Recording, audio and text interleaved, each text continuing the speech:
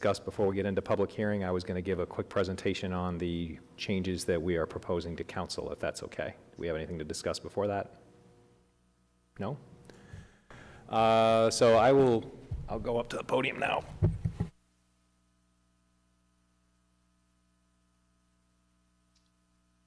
Can I just say, I mean, how many people do we have at this chambers? We have a lot, because the link is difficult from what people are telling me. We have one member of the public here and one on Zoom. Okay.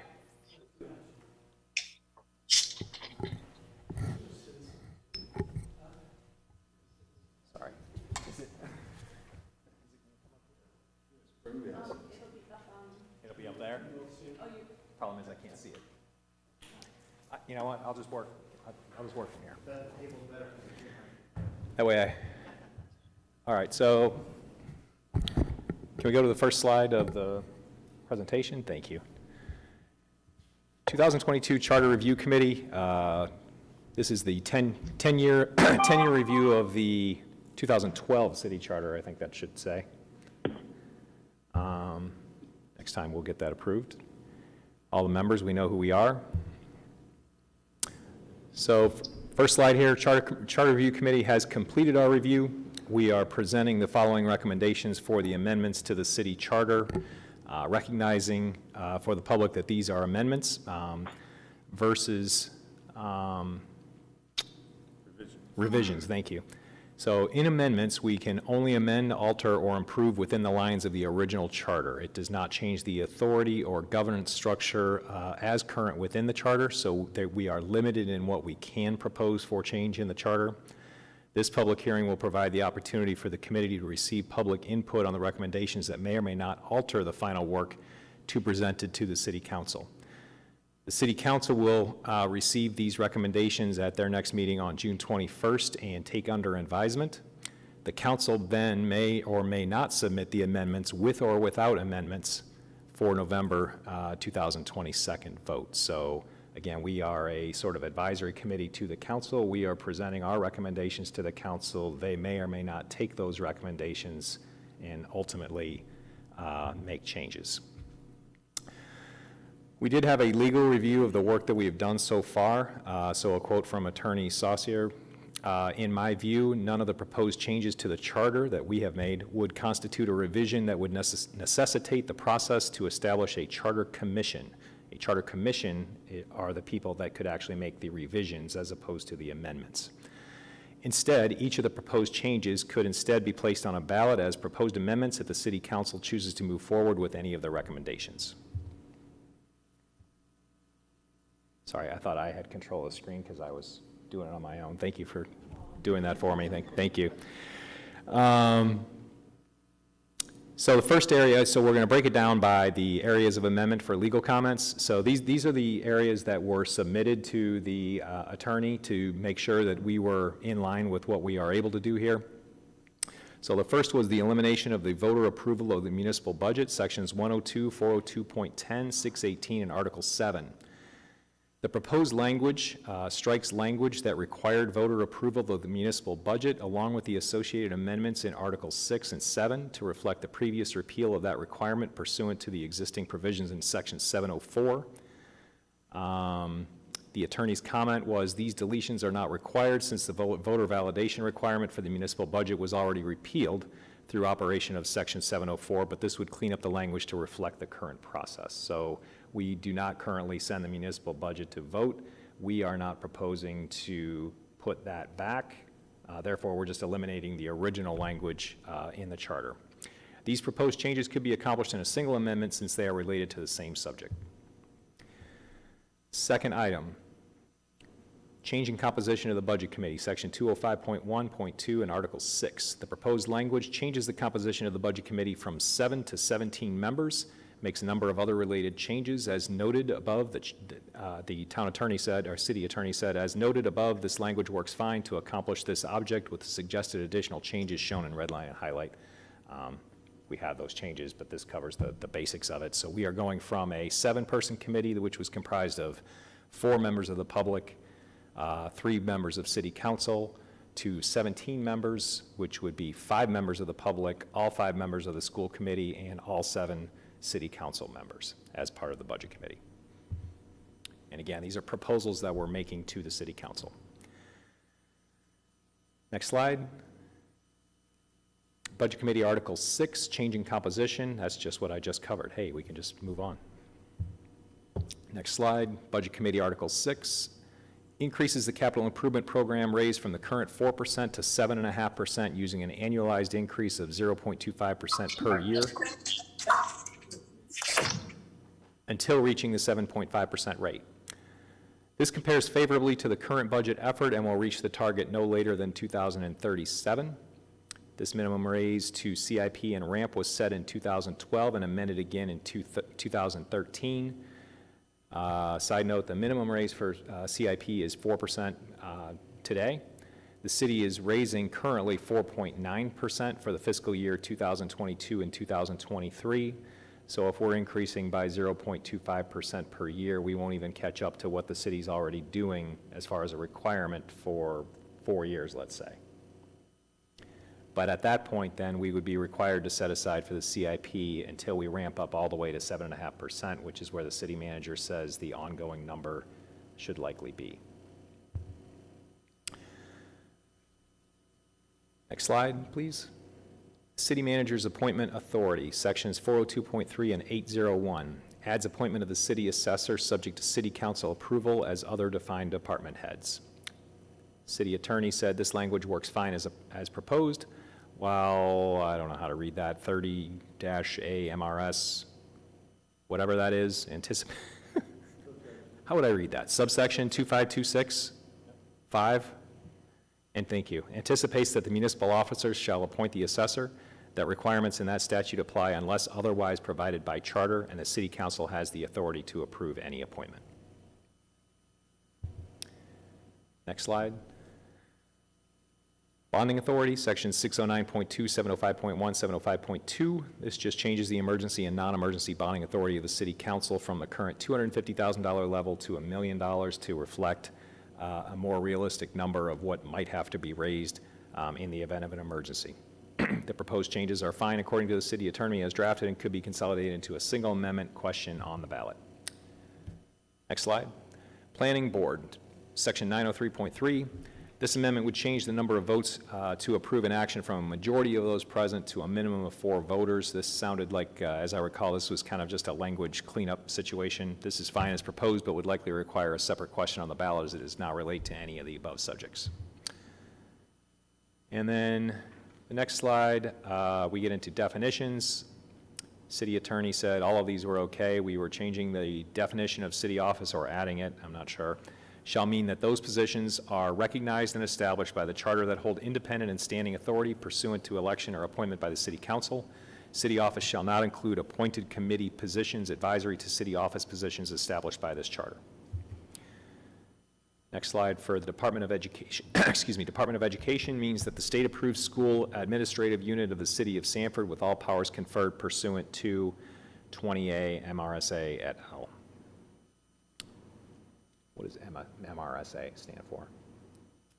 Maine revised statutes in it. Thank you. Municipal officer is an elected city councilor. These definitions, by the way, are for things that are referenced in the charter that we wanted to make sure we understood what the definitions for those items are. They're at multiple places in the charter in most cases. Municipal officers is collectively all elected city councilors and comprises and serves as legislative body of the city. Order shall mean the action items that are the result of the vote of the city council and thereby state the will of the municipal officers subsequent to full consideration in a public council meeting. Ordinance shall mean the act of voted ordinance authority and limitations as a local law of the city council by the charter and ordinance power. Resolution shall mean the voted decree of the city council, designation, recognition of a person, organization, event, call to action, or firm decision of order or not to order, providing a directive. And that is it for the proposed changes that we were going to make to city council. Do we want to have any discussion before we open to public comment? Everything in there seem Seem to be consistent with what we talked about? Okay. So are there any members of the public here to speak? Mr. Neal, do you want to step up? You might have to turn your microphone on if the green light isn't on.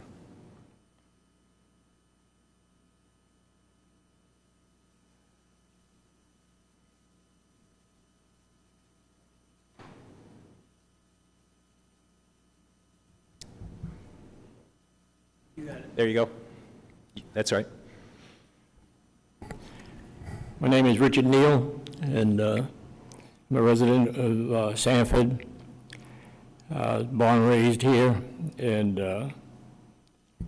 the concern that I have, I'm really not sure whether it's the responsibility of the Charter Committee or perhaps the City Council. So, but I apologize for not getting to you guys sooner.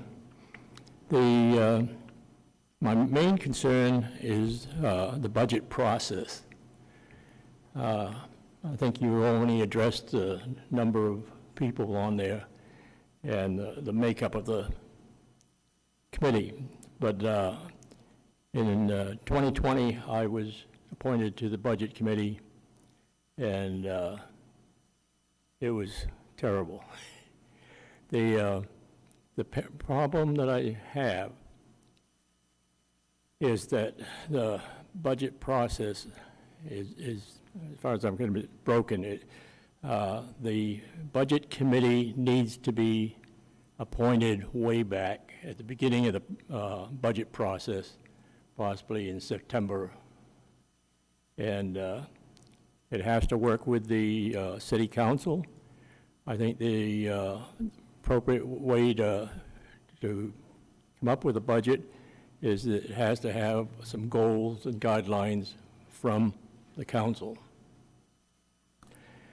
One of the things that prompted me to be here and try to get a little bit involved is with the tax rate in Sanford being the highest in York County and one of the highest in the whole state of Maine. I personally feel something has to be done. I'm willing to work with anybody. For your information, I have just under 60 years of experience with municipal government. I was selectman up in Acton for 10 years. Had to turn around and go through the budget process up there. And before that, I was down in Sanford, and I was involved with the Warrant Finance Committee for many years. So as I say, I'm not sure whether it belongs in the charter to, change when. But what I found was that I wasn't appointed until January, and then we didn't have a meeting of the Budget Committee till sometime in February, and the budget was only presented to the committee members a few hours before the meeting. The first meeting we had, it was an organizational meeting, and then we took up the city budget by the city manager. In trying to get through the whole city budget, he has to turn around and really keep moving. And after an hour or so, it's really too much. The second meeting we had, we went over the budget, the school budget, and that went the same way. And the third meeting we had, we turned around and the chairman of the Budget Committee announced that we'd be voting on the complete budget, both budgets. I raised my hand and said, there's no way can I vote for a budget that I've only had for a week or two, and trying to go over all the line items and see whether I agreed with them or not. It just wasn't possible. But the next thing I know, somebody made a motion to adopt the budget. that was a budget process. It's just unsatisfactory. And then, so I have no problems with expanding the budget committee, but that is not the problem we have in the city of Sanford. It's a process. I don't know whether part of the charter, it can be written in that the committee would be appointed, we say in September, or a date agreeable just before the budget process starts. And then members of the budget committee can then turn around if they have special areas of interest. You can speak to the chairman and get assigned, we say, to the school, police departments, or the, fire department, or public works, or whatever. But, so, like I say, I'm not sure whether, my concern is with you folks. You can, I'd appreciate if you just discuss it. If you feel it isn't, then I'll follow up and see what I can do with the city council.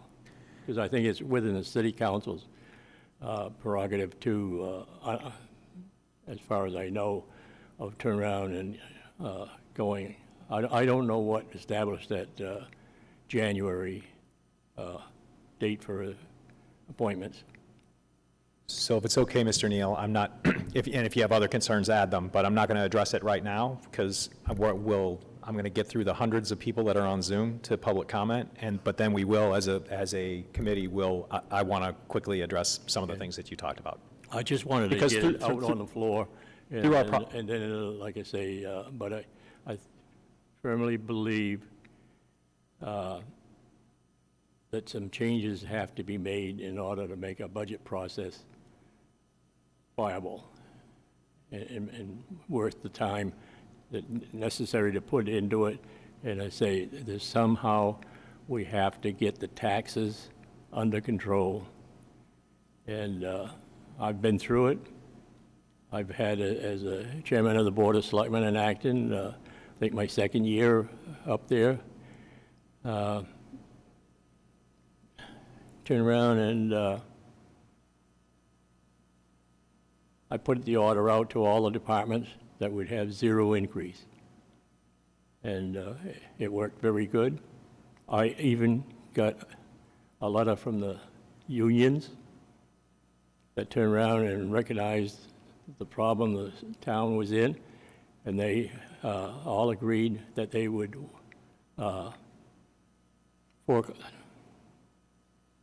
they would not take the automatic pay raises that were appropriated by the previous town meeting. And I thought that was, wow. Yeah. But we held the budget, and due to economic circumstances back at that time. So, I thank you for listening, and Thank you for taking the time to come in. thank you. Yep, you're welcome. Thank you, Mr. Neal. Do we have other members of the public on Zoom here to speak?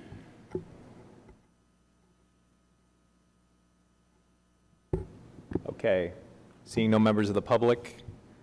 Is it Mr. Mapes, you can be a representative of the public, of course. Sorry, did I not? I didn't even look your direction. Well, Jonathan Mapes, Springvale. But I do remember a time when a member of the school committee got chastised for pretending they were still a member of the city, which I am still a little wounded Would have come in by. disguise. So, thanks. So, as a member of the school committee, I've been through 9 budget processes.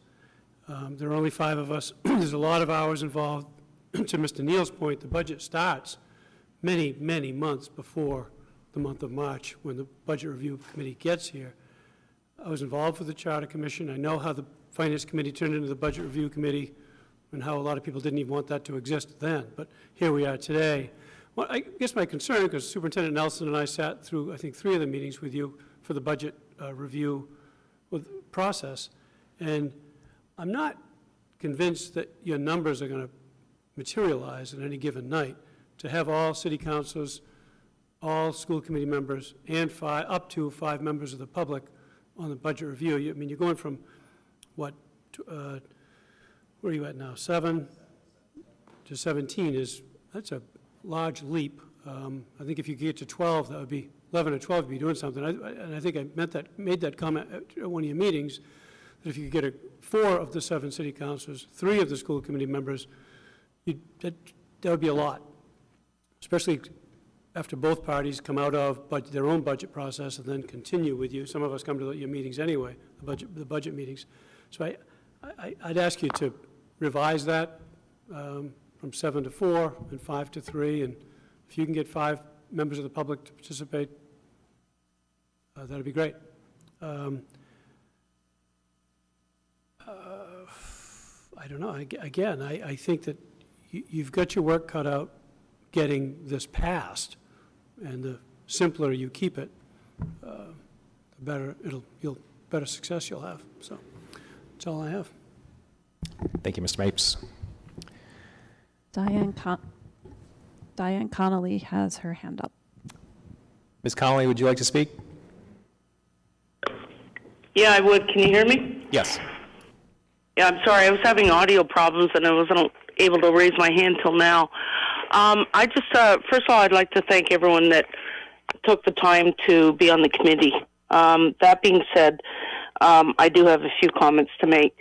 Number one, I raised some comments about bringing the chance to vote for the municipal budget back to the committee. You chose as a committee not to do that. I do not agree with your reasoning, but, you know, it depends on what the people vote for in November. As I cannot see the Chambers video, is Mr. Demers present? Yes, he is. Okay. If I may, through you, Mr. Chair, I'd like to make a comment in regards to a comment that Mr. Demers had made. He pretty much threw down the gauntlet to the public and said that if we cared enough or didn't care enough, that's why a petition wasn't brought out in regards to changing certain aspects of the charter. I believe that's going to be coming up. May not be this year, might be next year.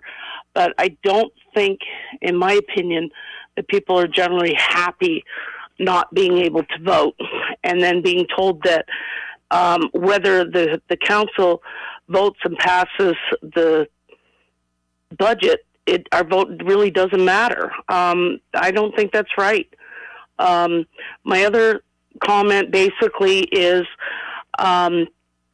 you talked in your meetings about a compensation or a stipend for the committee. Is that going through, sir? And those are my comments. Thank you. Thank you, Ms. Connolly. Do we have other members of the public?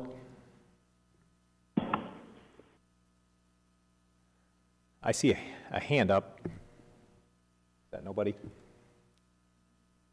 Hand is no longer up. Okay. All right. Seeing none, I'll declare public hearing closed. Do we want to have a discussion first, or do you want me to, I can try to address some of the individual things and we can go from there? Do you feel a need to discuss? Okay. So first I'll try to go in order here. Actually, to Ms. Connolly first.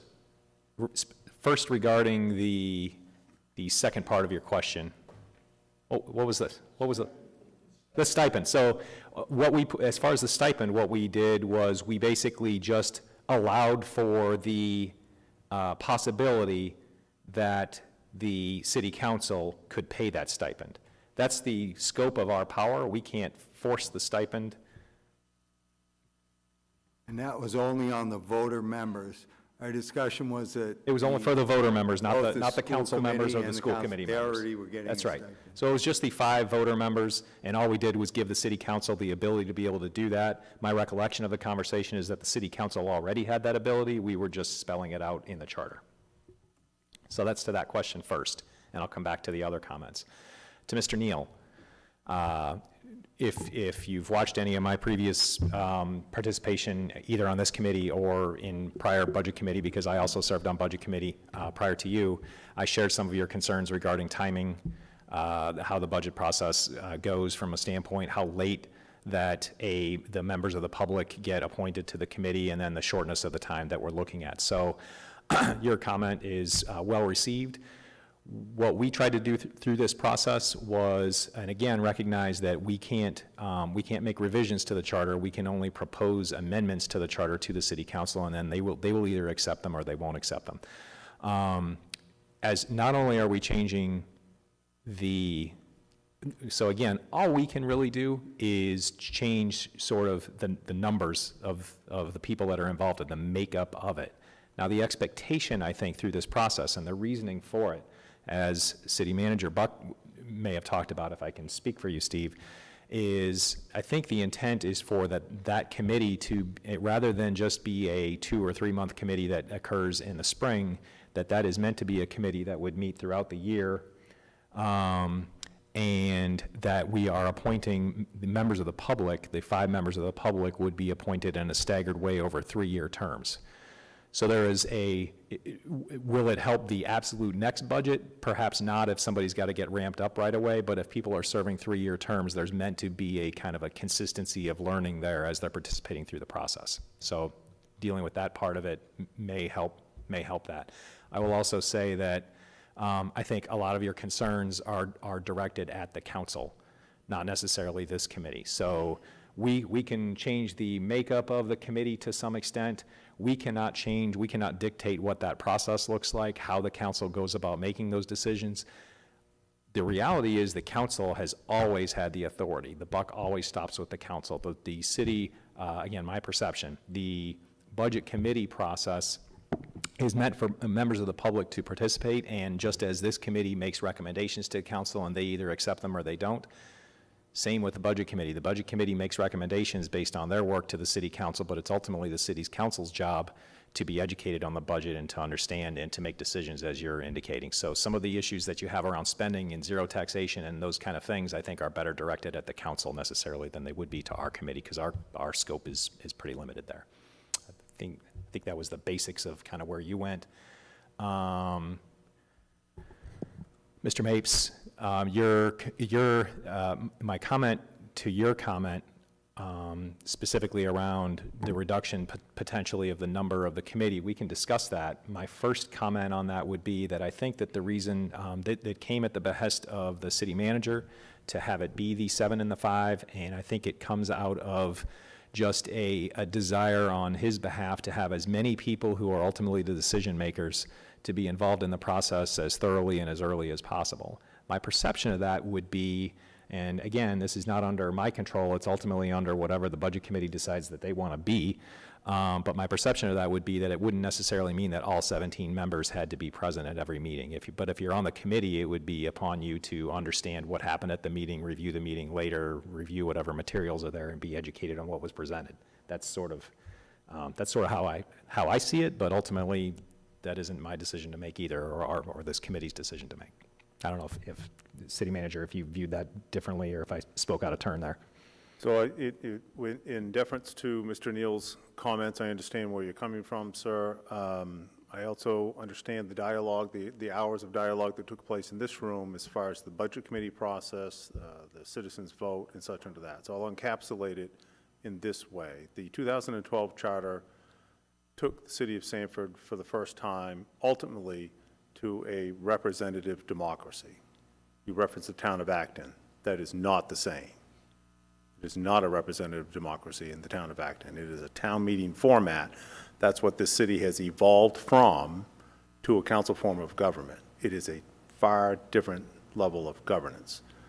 And it is different for the scale and size and complexity that our city is versus a small town that I came from. So I'm very familiar with being in budgetary difficulties. I came from a town that went bankrupt while I was serving as chair of the board and ultimately took over as selectman when the mills went down. So I know what hard times are and those type of elements. So with all due respect to the process, my contributing comments towards where this ultimately fell out was that as far as people's representation at one of the most important functions that the city council and the school board does is that budget preparation and consolidation and ultimately the implementation of the budget. They are the people that are elected by the people, representing the people, that have the constant purview over the budget. So someone coming in from the outside, if they don't have constant contact on the school budget or a city budget, it's almost impossible to keep your arms around that budget and talk about it with well-informed intent throughout a budget approval process.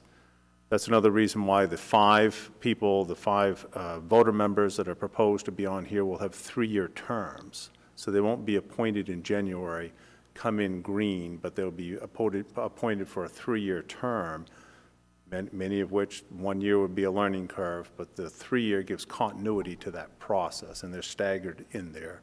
So there wouldn't be all 5 in and 5 out at the same time. There would be staggered 3-year terms.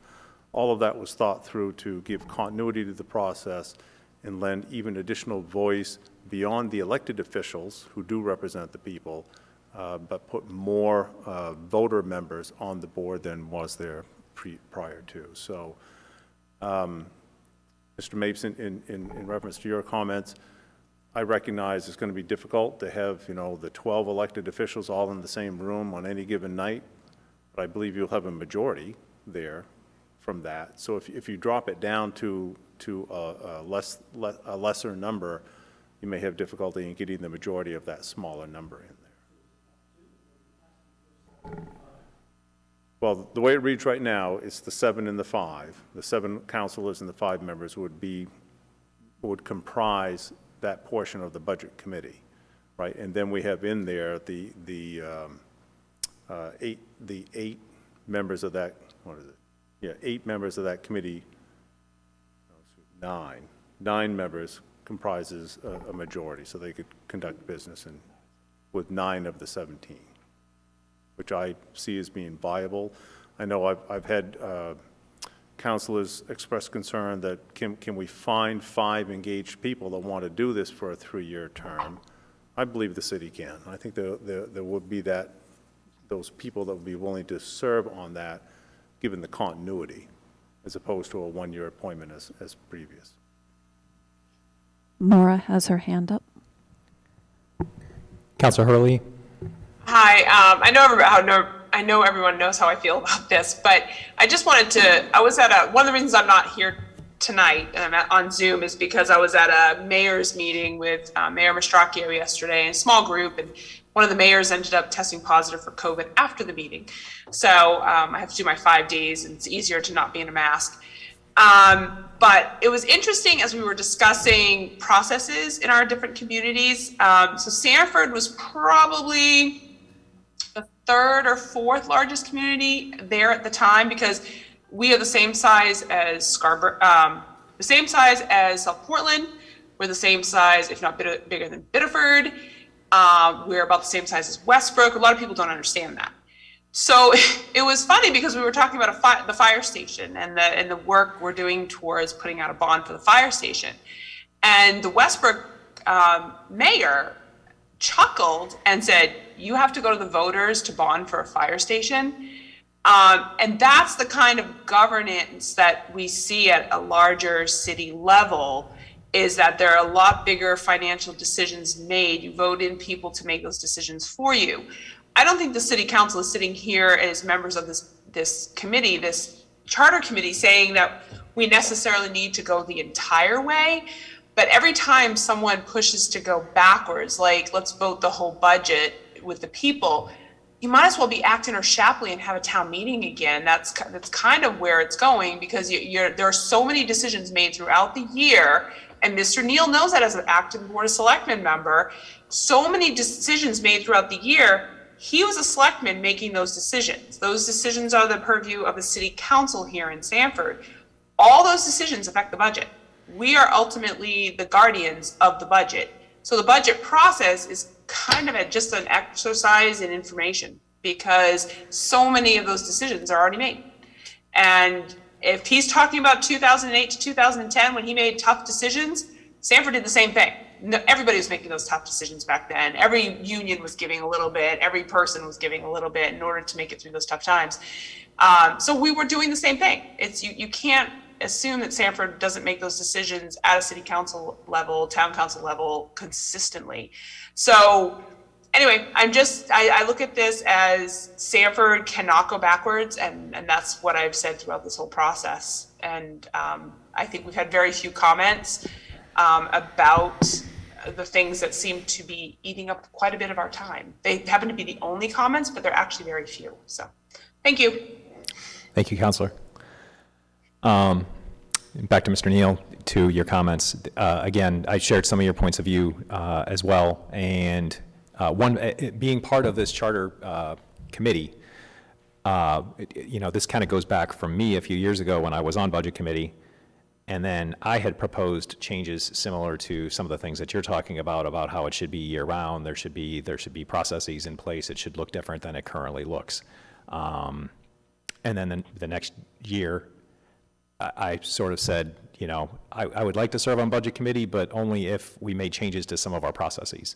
At the time, I was told we were not ready to make changes to those sorts of processes, and so I was no longer on Budget Committee.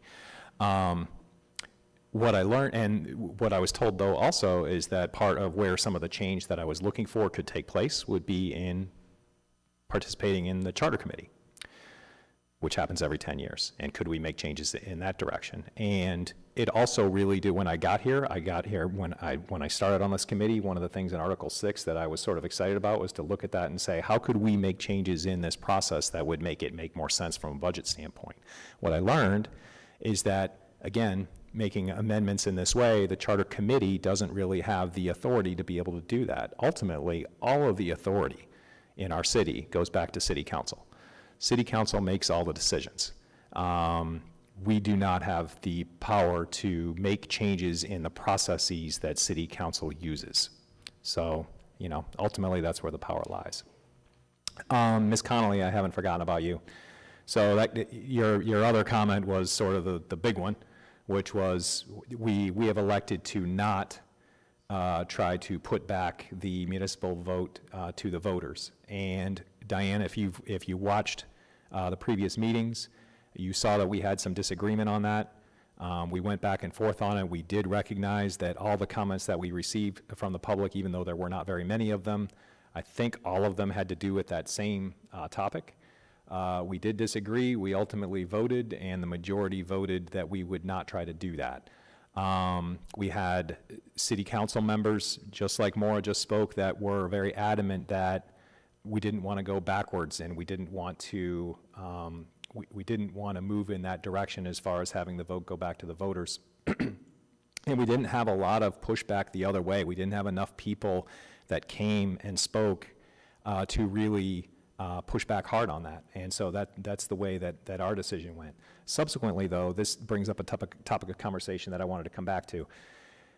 Even if, so what we determined is that if the city, what we thought was that if citizens did not like the budget, that what they could do is they could do the referendum, they could get their 1,000 signatures and go about it that way. But in reality, so I was okay with that, thinking, okay, you're right, if we, the idea is, even if we put the municipal back to vote, we might not even get the 25% or whatever that we would need to have vote anyway, so the budget would pass. If we had the energy to get 25% of people to vote against something, that same energy could be applied to getting the 1,000 signatures. And so I was kind of like, okay, we don't necessarily need to put that back, because they could put that same energy into turning it around another way if that's what they wanted to do.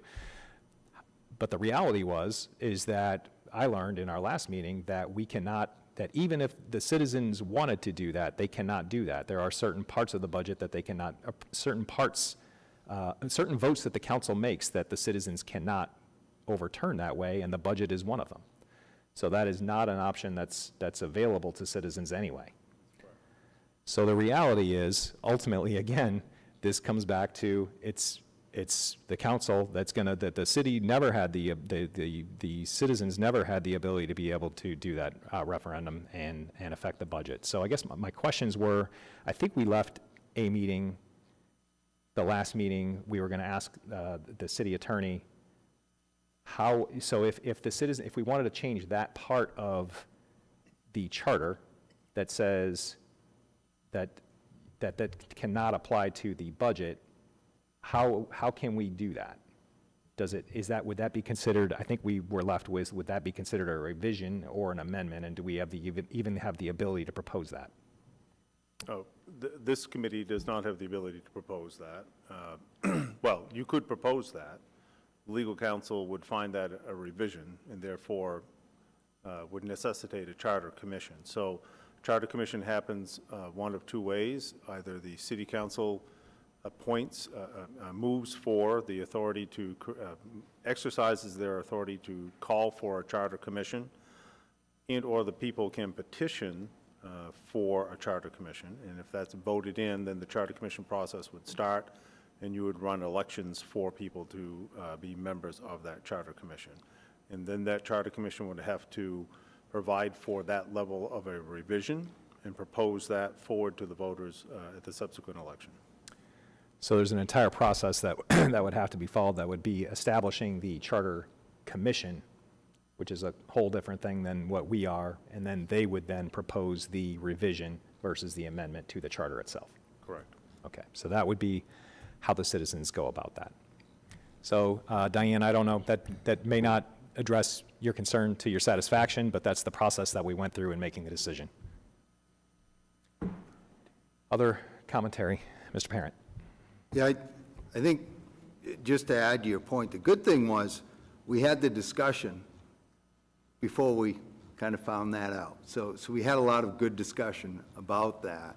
Yep. And it is unfortunate that it would take that kind of a process. But it makes sense, it would be a revision, because it would be a change to the powers and the power structure, so, unfortunately. So ultimately, the biggest thing that I learned through this process is that we can kind of make some minor changes within the charter, and there's wording, and there's clarification, and there's those kind of things. This wasn't as impactful as perhaps I was picturing it might have been at the very beginning of the process, but I'm glad we went through it. But the eye-opening thing for me is, wow, it really is, it's the 7 council members. And, you know, if citizens have issues with the budget or any other items, the buck lies with city council members as it goes. So they come up with election, however many years they come up for election, and that's the probably most effective way for citizens to be able to address that in our community. So, other comments by that was our whole agenda. Other comments by committee members? Anybody on TV? All right. Seeing none, I'll consider the meeting closed. Thank you.